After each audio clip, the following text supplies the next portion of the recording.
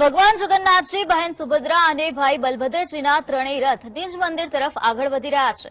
ત્યારે રથયાત્રાના આ મહત્વપૂર્ણ પડાવ પર કાયદો અને વ્યવસ્થાની સ્થિતિની સમીક્ષા કરવા તેમજ ભગવાનના સ્વાગત માટે ખુદ ગૃહ રાજ્યમંત્રી હર્ષ સંઘવી અને શહેરના પોલીસ કમિશનર સહિતના ઉચ્ચ પોલીસ અધિકારીઓ ખાસ ઉપસ્થિત રહ્યા હતા।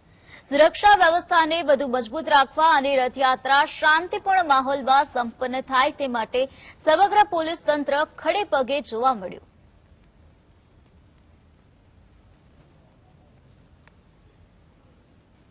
મોટી સંખ્યામાં શ્રદ્ધાળુઓ દેશ અને રાજ્યના અલગ અલગ ભાગથી આજે અમદાવાદ ખાતે પધાર્યા છે।